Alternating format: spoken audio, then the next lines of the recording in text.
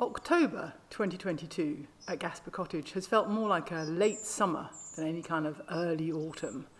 The dahlias are still filled with colour, and both the bigger ones and particularly these single flowered ones draw in the insects like nobody's business. This year also we've had great success with various annuals, and the late summer warmth and wet have really brought on the cosmos. And these are kind of almost head high, these cosmos, just absolutely fantastic. And with the salvias, it's a magical combination.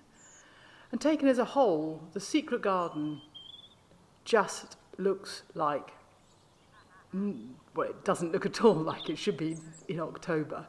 Normally by the season, everything's battered down and a bit beaten up, and it's just not this year. Heavenly. And in the orchard, this year has been an extraordinary year for fruit. And these little crab apple trees have only been in for a couple of years, but they're laden with these really large berries.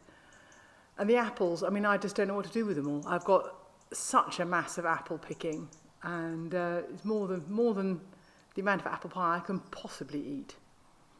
But this time of year also, the light does change and the angle changes, which means that particularly with these silver birch, the light reaches underneath the canopy of the trees and picks out the brightness of the trunks, which is very, very pleasing, particularly against the stonework of the house. And the light also then falls behind flowers.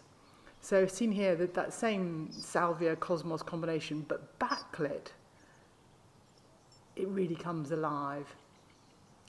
And the shadows are also different now, because the light is so much lower. Where I have these sort of blobby lumps of box, the shadows are really fascinating and really draw your attention to the form of the plant. And the same across the landscape, that all of the forms of individual trees are much more picked out by light and shade. And there's just the beginnings of that change in the colour.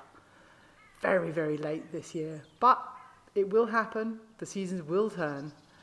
The pond is looking lovely. The orchard itself has already had its major haircut. The ponds is still to come, but the water is still quite inviting, although I have had a horrid cough, so I haven't been in very much. But what could be more inviting than that?